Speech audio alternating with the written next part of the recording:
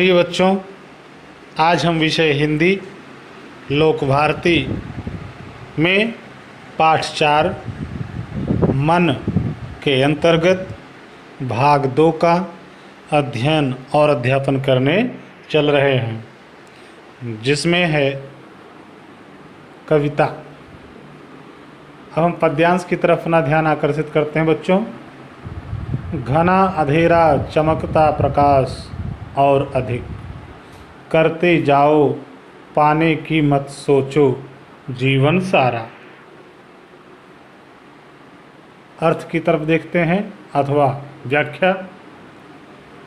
कवि कहता है कि जब चारों ओर घना अंधकार होता है, उस वक्त प्रकाश की एक छोटी सी किरण भी अमूल्य होती है। अमूल्य का मतलब जिसका कोई मूल्य ना आंका जाए, और प्रकाश की यही किरण सही मार्ग अर्थात सही रास्ता दिखाती है।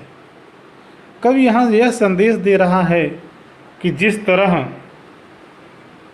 अंधकार में ही प्रकाश का असली महत्व समझ में आता है, उसी प्रकार जीवन में दुख के बाद ही सुख के वास्तविक आनंद की अनुभूति होती है। आगे देखें। कवि का कहना है कि हमें अपने कर्म पर ध्यान केंद्रित करना चाहिए, अर्थात हमें अपने कर्म पर ध्यान देना चाहिए, ना कि उसके फल पर। कवि यहाँ संदेश दे रहा है कि आजीवन कर्म के रास्ते पर आगे बढ़ते रहना चाहिए। फल प्राप्त करने के विषय में सोचने से अधिक श्रेष्ठ कर्म करना है। जीवन नैया मझधार में डोले, संभाले कौन, रंग बिरंगे रंग संग लेकर आया फागुन। अर्थ, कवि कहता है कि यह जीवन एक नाव की तरह है जो समुद्र की लहरों से लड़ते हुए आगे बढ़ता रहता है। जीवन की यह नाव जब मझधार में डूबने लगती है तो उसकी सहायता कौन करेगा। कवि ने यहाँ यह संदेश देने का प्रयास किया है कि व्यक्ति के सत्कर्म ही विपरीत परिस्थितियों में उसकी सहायता करते हैं। अतः जीवन में परोपकार, सद्भावना व सहयोग जैसे मूल्यों को अपनाना चाहिए। रंग बिरंगे आया फागुन। देखते हैं, कवि कहता है कि फागुन माह अपने साथ रंगों का त्यौहार होली लेकर आता है, जो सभी को खूब भाता है, अर्थात अच्छा लगता है। इस त्यौहार में रंग से नहाकर सभी लोग रंग बिरंगे हो जाते हैं। यहाँ कवि ने होली के त्यौहार के पीछे निहित आपसी प्रेम व सौहार्द की भावना को उजागर करने व जन जन तक उसे पहुँचाने का प्रयास किया है।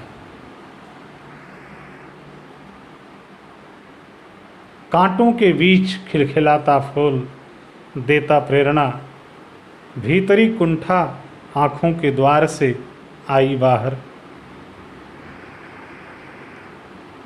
अर्थ, कवि कहता है कि फूल सदैव कांटों के बीच में रहता है, लेकिन वह अपनी कोमलता व सुगंध को नहीं छोड़ता है। कांटों के बीच घिरे होने के बावजूद भी उसकी सुंदरता में कोई कमी नहीं आती है। ऐसा लगता है कि जैसे वह हर पल खिलखिलाकर हंसता ही रहता है। यहाँ कवि यह संदेश दे रहा है कि विपरीत परिस्थितियों का आत्मशक्ति व दृढ़ता के साथ सामना करते हुए दूसरों के लिए प्रेरणा का स्रोत बनना चाहिए। कवि कहता है कि अश्रु निराशा का प्रतीक है। आंसू निराशा का प्रतीक है। निराश व्यक्ति सफलता प्राप्त करने के प्रयासों को त्याग कर सिर्फ अश्रु बहाता है, आंसू बहाता है। यहाँ कवि यह संदेश देता है कि हार जीत तो एक ही सिक्के के दो पहलू हैं। इसलिए व्यक्ति को पराजय मिलने पर कभी निराश नहीं होना चाहिए। अपने संकल्प और अथक प्रयास से घोर निराशा को दूर कर सफलता की प्राप्ति की जा सकती है। सफलता की प्राप्ति की जा सकती है। खारे जल से धुल गए विषाद, खारे जल से धुल गए विषाद मन पावन। मृत्यु को जीना जीवन विष पीना है जिजीविषा। अर्थ, कवि कहता है कि अभिलाषा पूरी ना होने पर बहुत कष्ट होता है। जब वही कष्ट आंसू बनकर फूटता है तो आत्मग्लानि और दुख से व्यथित मन, व्यथित का मतलब दुखी मन, शांत व पावन हो जाता है। यहाँ कवि यह संदेश देना चाहता है कि दुख को अपने भीतर स्थान देने के बजाय उसे दूर करने या दूसरों से बांटने का प्रयास करना चाहिए। कवि कहता है कि जीवन में असहनीय कष्ट झेलना मृत्यु से अधिक दुखदाई अर्थात विष पीने की तरह होता है, लेकिन जो अपने कष्टों को झेलकर आगे बढ़ता है वास्तविकता में उसके भीतर ही जिंदगी जीने की इच्छा होती है। यहाँ कवि यह संदेश देता है कि जीवन संघर्षों से भरा हुआ है, लेकिन इनसे घबराना नहीं चाहिए। संघर्षों का सामना करते हुए आगे बढ़ना ही जीवन है। मन की पीड़ा छाई बन बादल बरसी आँखें, चलती साथ पटरियां रेल की फिर भी मौन। कवि कहता है कि मन में जो पीड़ा है वह बादल बनकर आँखों में छा गई और आँखों से अश्रुओं की वर्षा होने लगी। यहाँ कवि यह बताना चाहता है कि अक्सर मन का दुख आँखों से बहने वाली अश्रुओं की धारा से ही प्रकट होता है।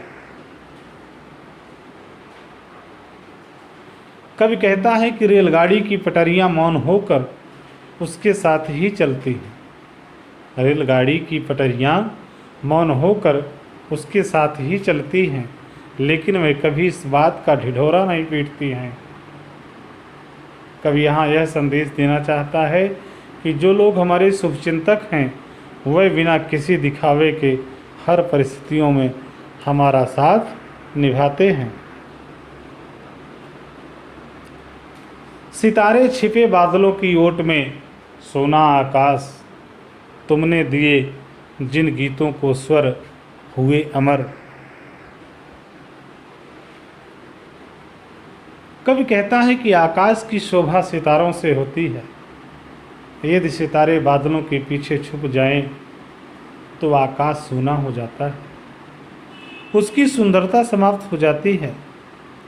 यहाँ कवि यह संदेश देना चाहता है कि कुछ ऐसे भी लोग होते हैं जो अपने कर्मों से न समाज का सिरमौर बन जाते हैं।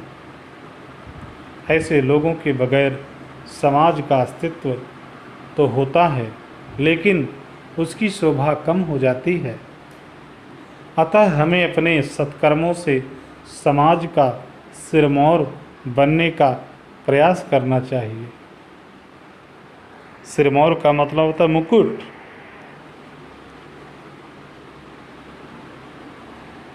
कवि कहता है कि जिन गीतों को तुमने अपना स्वर दिया वह अमर हो गए, अर्थात वह वर्षों तक गुनगुनाए जाएंगे। कवि यह संदेश देना चाहता है कि संसार में हमारे द्वारा किए गए कर्म ही अंत में याद किए जाएंगे। यदि कर्म अच्छे होंगे तो हम सदा सदा के लिए अमर हो जाएंगे। सागर में भी रहकर मछली प्यासी ही रही, सागर में भी रहकर मछली प्यासी ही रही।